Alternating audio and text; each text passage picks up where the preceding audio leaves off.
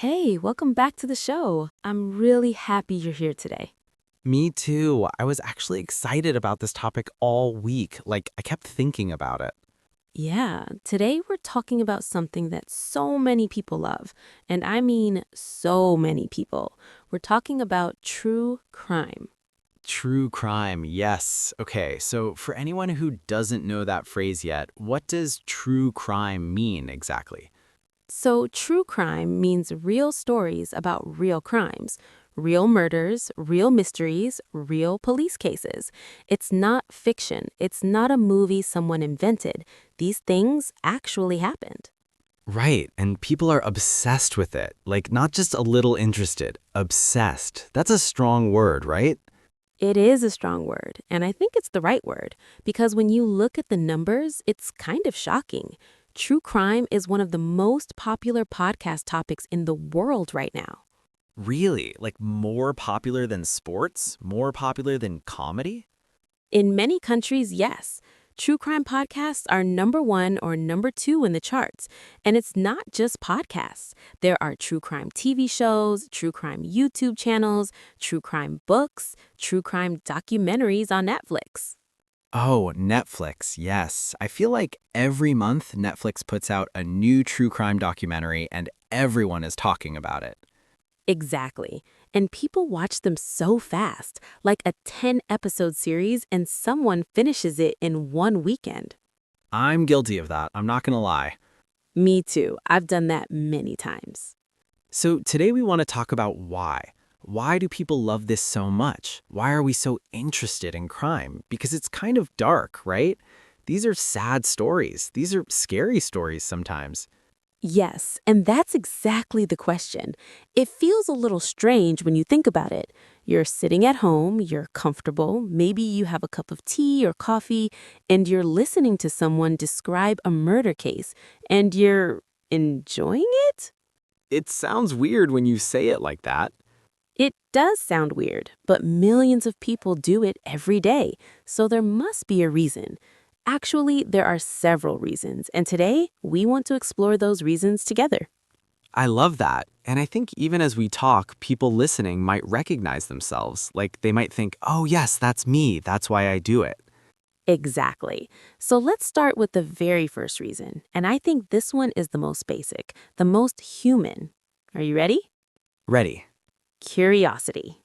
Curiosity. Okay, say more because I think everyone has curiosity, right? We're curious about many things. Why is crime specifically so interesting? Good question. So, humans are naturally curious about danger, about risk, about dark things. This is actually very old, like thousands of years old. Our ancestors, the people who lived before us a very long time ago, they needed to understand danger to survive. Oh, interesting. So, if there was a dangerous animal near the village, everyone needed to know about it. Exactly. You needed to understand the threat. What does it do? How does it attack? Where does it come from? That knowledge kept you safe, and our brains still work a little like that today. So, when we listen to a true crime story, our brain thinks we're learning about a threat? Yes, and here's the important part. We're learning from a safe place. We're not in danger, we're at home, but our brain is still getting this information. It's like, okay, this type of person is dangerous. This type of situation is dangerous. I should be careful. That's actually really fascinating. So, it's almost like survival training, but from your couch. Yes, couch survival training. I like that. Okay, so that's the curiosity reason. It's deep in our biology, in our human nature. Right, and I think that explains why even people who don't think of themselves as true crime fans have clicked on a true crime documentary before, because the curiosity is just there, naturally. True. I've recommended true crime shows to people who said they hate that kind of thing, and then they watched the whole series. Exactly. The curiosity pulls you in. Okay, so what's the next reason? Okay, the next one is connected to that, but it's different. It's about something called the puzzle instinct, or you could say the desire to solve problems. Oh, like mystery solving? Yes. So, a lot of true crime cases, especially cold cases, those are old, unsolved cases, they present a puzzle. Who did this? Why did they do it? How did they get away? And our brains love puzzles. We do love puzzles. I mean, think about how popular things like crossword puzzles or detective novels or escape rooms are. Exactly. People love a mystery, and true crime is the ultimate mystery because it's real. The stakes are real. The answers matter in a real way. And sometimes the case is still unsolved, so it's not even finished. You're following something that is still happening. Yes, that's a huge part of it. Like some famous true crime podcasts follow a case as it develops, and listeners feel like they are part of the investigation. I've heard about online communities where people who listen to true crime podcasts actually try to help solve cases, like real people helping real detectives. Yes, that happens. It's called citizen investigation, or sometimes people say crowdsourced investigation, and it has actually helped solve cases in some situations. Wow, that's incredible. So people go from listeners to actual participants in the investigation. Right, and that feeling of being useful, of contributing to justice, that's very powerful. People feel like they are doing something good, they're helping. Okay, I have to be honest. I have absolutely done this. I've listened to a case and started making notes, like writing down suspects, writing down timelines, trying to figure it out myself. You're not alone. So many people do that. It feels like being a detective at home. It does, and that feeling is very satisfying. Our brains love it when we solve a puzzle. There's actually a small feeling of pleasure, a small reward feeling in the brain when you figure something out. So true crime gives us that feeling repeatedly, every clue, every piece of new information. Yes, and that keeps you coming back. You want more. You need to know what happens next. It's almost like a very intense story, but real. Very much so. And that brings us to our next reason, actually, because I think storytelling is a huge part of this. Tell me more about that. So, humans have always loved stories. This is also very ancient. Before books, before writing, people sat around fires and told stories. Stories help us understand the world, they help us understand other people. Right, and a true crime case is a story. It has characters, it has a beginning, a middle, and usually a very dramatic ending. Exactly. And the best true crime storytellers know how to present these cases like stories. They build tension, they introduce characters one by one, they reveal information slowly so you feel the drama. And because it's real, the drama feels more intense. Like this isn't just a character in a book. This was a real person. This really happened. Yes, and that connection to reality makes it much more powerful emotionally. When a character in a fiction movie dies, you might feel sad, but when you know it was a real person, a real family, real people who suffered, it hits differently. It does. I remember watching a documentary about a real case and I cried. I genuinely cried because I knew this was not made up. Many people have that experience, and I think that emotional response is actually part of why we keep watching or listening. We're processing real human experiences, real tragedy, real injustice. That's actually a bit heavy, like emotionally heavy, but also very human. Very human. And I think that connects to the next reason I want to talk about, which is empathy. Empathy. Okay, that's an important word.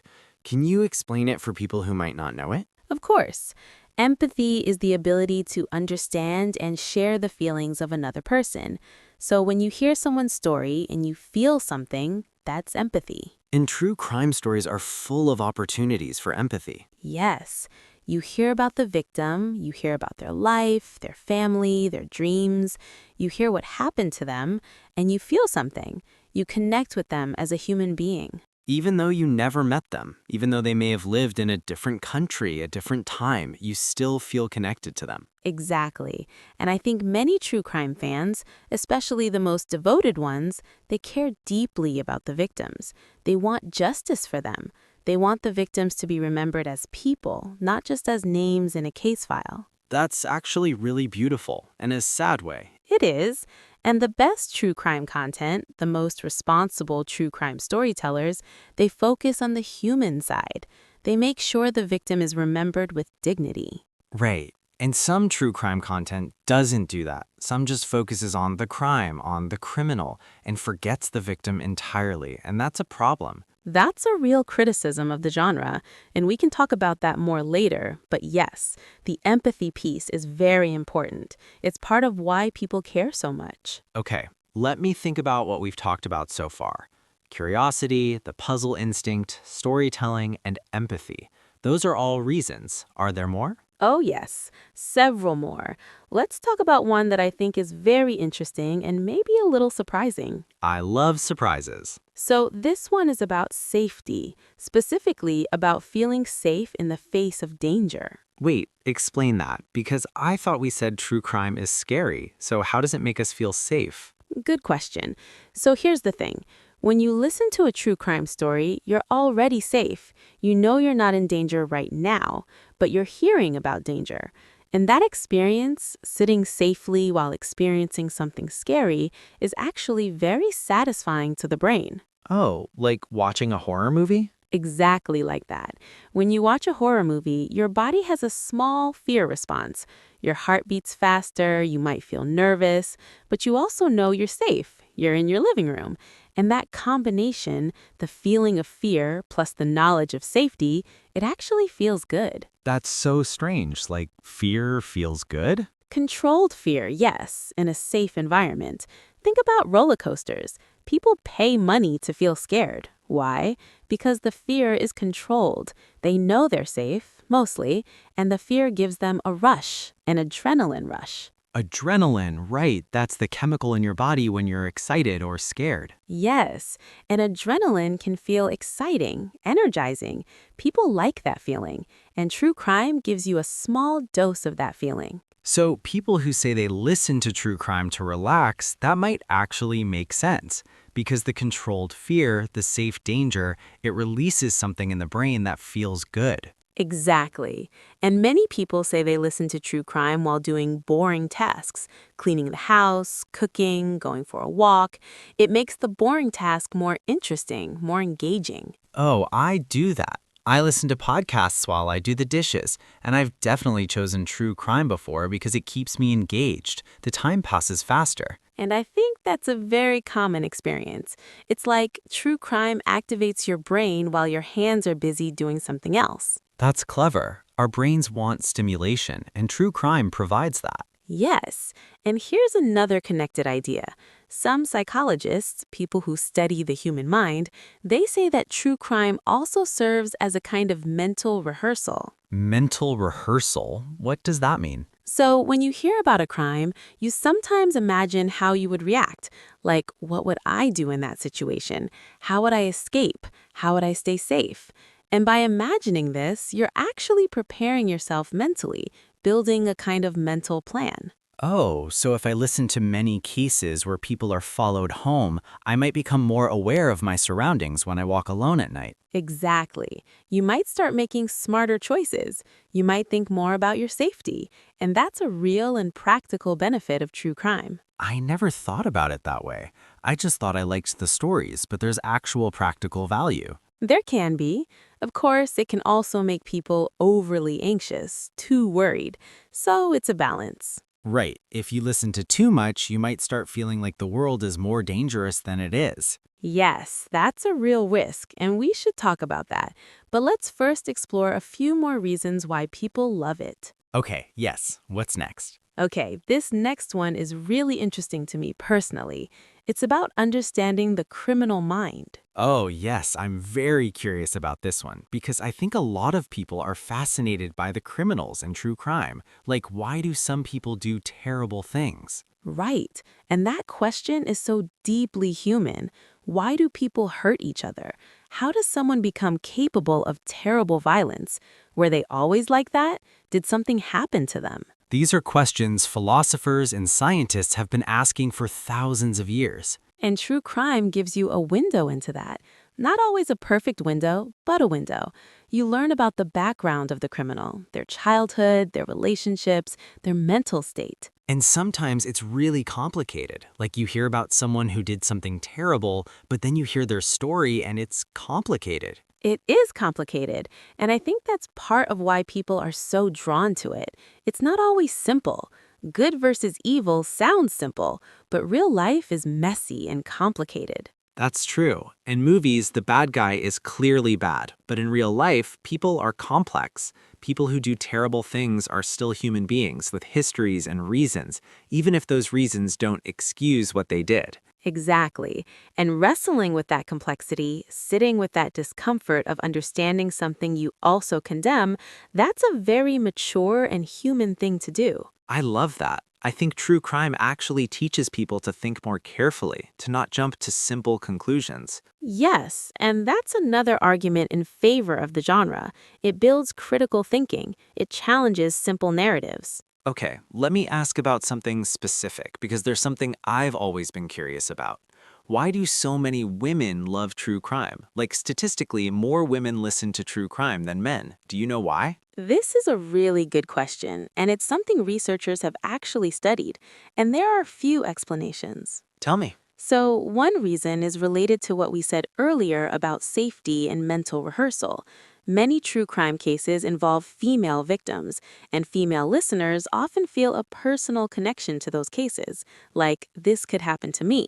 I should learn from this. So it's almost like gathering safety information specifically relevant to their lives. Yes, women are statistically more likely to be victims of certain types of crimes, particularly crimes by people they know, partners, family members, people in their community. So learning about these cases can feel like important, relevant information. That makes a lot of sense. It's not just entertainment, it's also self-education. Exactly. And another reason is that women have historically not been listened to. When women reported crimes or felt unsafe, they were often not believed.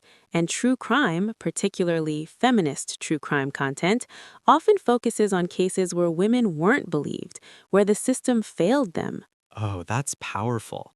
So true crime can be a way of saying, these women matter, their stories matter. We're going to tell their stories even if the system didn't protect them. Yes, and that resonates deeply with many women. It's a form of advocacy, a form of remembering. Okay, I have a lot of feelings about that, in a good way, in an important way. It's important to acknowledge, and I think it also explains why the true crime community online is so passionate. People care. They're not just entertained, they're genuinely invested. Let's talk about that community for a minute, because I think the social aspect is also a reason people love it. Oh, yes, this is a big one. True crime has created huge communities online: Facebook groups, Reddit forums, Twitter conversations, TikTok videos, YouTube comment sections. Millions of people talking about these cases together. And there's something really fun about that, like having a shared interest with strangers, finding your people. Yes, and the conversations can be very deep, very thoughtful. People analyze evidence together, they debate theories, they share information. It's almost like a book club, but for crime cases. Ha, that's a perfect comparison. And in a book club, you don't just read the book, you connect with other people, you feel part of a group. That connection is really valuable. Especially now in the modern world where many people feel isolated or disconnected, having a community around a shared interest is very meaningful. And true crime is a particularly strong connector because the emotional stakes are high. You're discussing serious, emotional topics. And when you share those conversations with others, you build real bonds. I've seen friendships form in true crime communities online, people who met in a comment section and now are real friends in real life. Yes, the shared passion brings people together, and that social connection is another reason people keep coming back. It's not just the content, it's the community around the content. Okay, I want to shift a little now because I think we should talk about the other side, because there are criticisms of true crime, real criticisms, and I think it's important to talk about those too. Absolutely. And I think any honest conversation about true crime has to include this. So yes, let's go there. What's the first criticism you think about? The first and maybe most important criticism is about the victims, specifically about how victims are treated in true crime content, and whether the victims' families have consented to their stories being told. Right, because these are real people, real families, and suddenly their worst experience becomes public entertainment. Exactly. Imagine if someone in your family was a victim of a terrible crime, and then a podcast came out about it, and millions of people are discussing it, speculating about it, making memes about it. How would that feel? Awful. I imagine it would feel awful, like you can't escape it. You're just trying to grieve and heal, and there's this whole world of strangers who are obsessed with the worst moment of your life. And some victims' families have spoken about this. They've said that true crime attention made their healing harder, that they felt re traumatized every time a new podcast or documentary came out. That's a really serious concern, and it should make us think about how we consume this content. Yes, and the best true crime creators take this very seriously. They reach out to families, they ask for permission, they listen to the family's wishes, they put the victim's humanity at the center of the story. But not all creators do that. Not all, and sometimes the line between education and exploitation is very thin. Some content is clearly exploitative. It's using real tragedy to get clicks and views without real care for the people involved. And as consumers, we have a responsibility too. We choose what we watch and listen to. We can support the responsible creators and avoid the exploitative ones. That's really well said, and I think as the genre grows, audiences are getting smarter about this. People are starting to ask, does this show treat the victim with respect? Does it have a point beyond shock value? Good, that's growth. As an audience, that's growth. Another criticism is about what true crime can do to your mental health if you listen to it a lot. Oh, yes, I touched on this earlier, the idea that too much true crime can make you feel like the world is more dangerous than it is. Yes, there's actually research on this. People who consume a lot of crime content, not just true crime, but even crime news on TV, tend to overestimate how much crime there is in the world. They think it's more common than it actually is. So they become more fearful, more anxious, even if their actual neighborhood is quite safe. Exactly. And that fear can affect your life. You might not go out at night. You might not trust strangers. You might become anxious in ways that reduce your quality of life. And that's not healthy. So the content that's supposed to entertain you or make you smarter might actually be making you more anxious. Yes, and that's why balance is important. It's okay to enjoy true crime, but also spend time with positive content, with comedy, with nature, with things that remind you the world is also beautiful and safe. That's good advice for all media, really, balance. True. And another criticism is about criminals, specifically about some true crime content that becomes too fascinated with the criminal, almost admiring them. Oh, this is something that really bothers me. Like there are cases where the focus becomes less about the victim and more about how clever or charismatic the criminal was. Yes, and that can create something really unhealthy. In some extreme cases, criminals have gotten fan mail. People have romanticized them, made them into celebrities almost. Which is deeply wrong. These are people who caused real suffering. They should not be celebrated or romanticized. Agreed. And responsible true crime content avoids this. It doesn't make the criminal the hero of the story. It doesn't focus on their intelligence or their charm in a way that glorifies them. But some content does, and that content does real harm. It does. And again, as consumers, we can choose not to support that content. We can vote with our attention. I think that's a recurring theme today. True crime can be really valuable and good, but the consumer, the listener, the viewer needs to be thoughtful, needs to be conscious. Exactly. Consume it with awareness, with empathy, with your critical mind turned on. Okay, I want to talk about something else now, something that I think is really interesting, which is how true crime has actually changed the world. Like real impacts, real changes that happened because of true crime attention.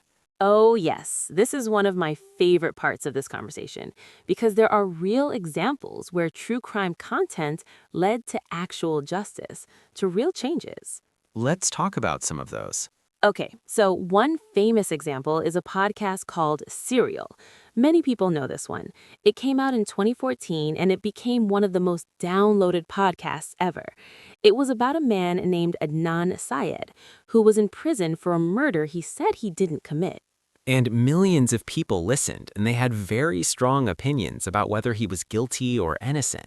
Yes, and the attention from the podcast led to a legal review of his case. His case was reopened, and eventually he was released from prison. That's incredible. A podcast led to a man being released from prison. It didn't happen overnight. It was a long process with many legal steps, but the podcast definitely brought attention to the case that it might not have received otherwise. So true crime can actually serve justice, can actually help innocent people. Yes, and there are other examples. Cases that were cold for decades, unsolved, suddenly received new attention because of a documentary or a podcast. And that new attention brought new witnesses, new evidence, new leads. People who knew something but never came forward suddenly felt the pressure or the motivation to speak up. Yes, because suddenly everyone is talking about it. It becomes impossible to ignore. That's powerful. The true crime community as a force for justice. And beyond individual cases, true crime has also influenced policy. There are cases where the public attention from true crime content led to changes in laws, changes in how police investigate cases, changes in how victims are treated by the legal system. So it's not just entertainment at all. It can be a form of social activism. It can be. At its best, it absolutely can be. And I think that's one reason why so many thoughtful, educated people are drawn to it. It's not just curiosity. It's a sense that paying attention to these cases is a form of civic duty, a form of caring about justice. I love that framing. True crime as civic participation. And it connects to something really important in democratic societies, which is that ordinary citizens are supposed to care about justice, are supposed to hold the system accountable. And true crime makes that accessible. You don't have to be a lawyer or a detective. You can just listen to a podcast during your commute and still be part of that process in a small way. Exactly. You become more informed, you become more aware, and that awareness matters. Okay, I want to zoom out a little bit now and ask a bigger question, which is what does our obsession with true crime say about us as a society? Like, what does it reveal about us? Ooh, that's a deep question, and I think there are a few different answers. Take your time. This is interesting. So, one thing I think it reveals is that as a society, we're deeply concerned about safety and about trust because many true crime cases are about betrayal, about people who were trusted, a family member, a partner, a neighbor, a person of authority, who then did something terrible. Right, and not fear of betrayal by someone close to you is a very deep fear. One of the deepest, because we build our lives on trust. We trust the people around us. And when that trust is broken in the most extreme way, it shakes something fundamental in us. And true crime explores that over and over. The trusted person who wasn't trustworthy, the safe situation that wasn't safe. Yes, and by engaging with those stories, we're processing that collective anxiety. As a society, we're working through our fears about safety and trust. That's almost like what you said about horror movies earlier, a controlled space to face fear. Very much so. Society uses art and media to process collective fears, and true crime is a form of that. What else does it reveal about us? I think it also reveals a deep concern with justice, or maybe more accurately, with injustice, because so many true crime fans are passionate about cases where they feel the justice system failed. Cases where the wrong person went to prison, or where no one went to prison, or where the system protected the wrong people. Yes, and that passion, that anger at injustice, that's actually a very healthy thing. That's a society that cares about fairness, about doing the right thing. Even if the way we express it is by listening to podcasts in our pajamas. Even then, the underlying value is real. The concern for justice is real. And I think true crime also reveals that we're more empathetic than we sometimes give ourselves credit for. Like, we talk a lot about how people are selfish or disconnected, but millions of people deeply caring about strangers' stories? That's empathy in action. That's a beautiful point. The scale of the true crime audience is actually evidence of how much humans care about each other, even strangers, even people from different countries, different cultures, different times. We listen to their stories and we feel something. That's connection. That's humanity. It really is. And I think that's something to hold on to when we feel cynical about the world. People care. People want justice. People remember. Okay, I want to bring this back to something practical. What advice would you give to someone who's new to true crime? Like they're curious, they want to start. What should they know going in? Good question. I would say first, start with something that's well made, well researched, something that clearly respects the victim and the victim's family.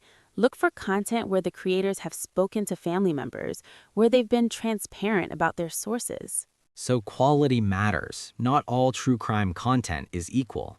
Definitely not. And second, I would say remember that these are real stories, real people. So bring your empathy with you. Don't treat it like a game or a competition.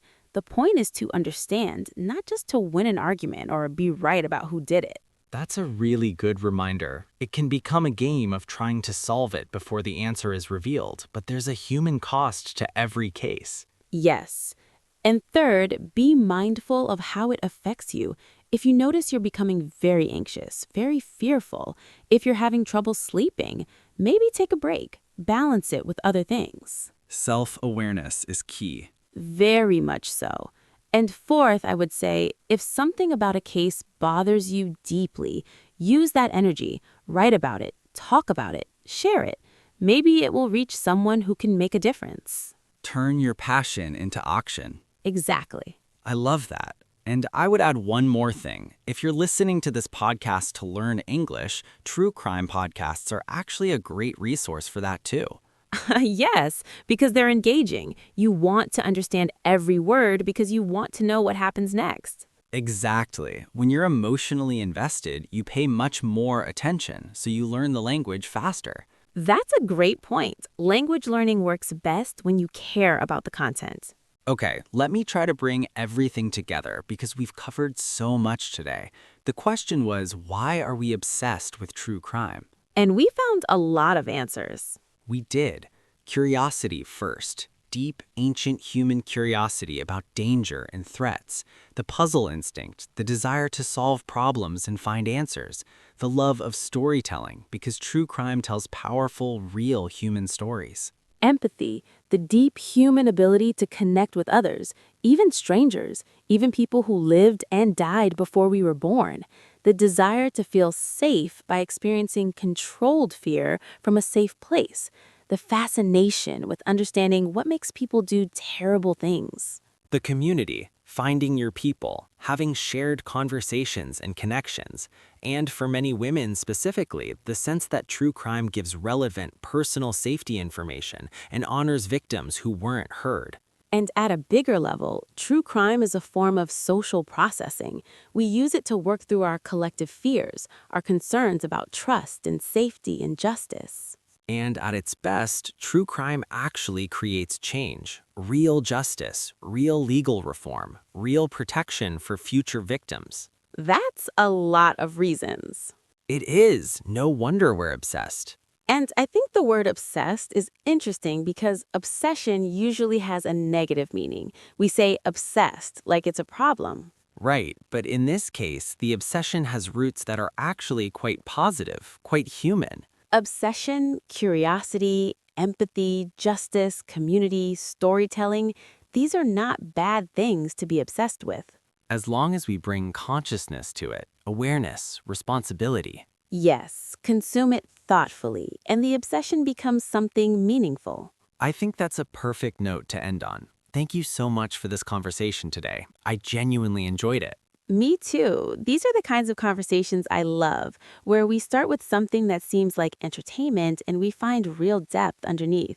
That's exactly what happened today. And for everyone listening, thank you for spending your time with us. Whether you're listening to practice your English or because you love true crime or both, we're really glad you're here. If this episode made you think, made you feel something, maybe share it with someone. Talk about it.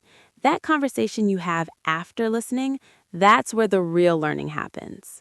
Whether it's English learning or life learning. Both, hopefully. Yes, both. Take care of yourselves, everyone, and we'll see you next time. Bye for now.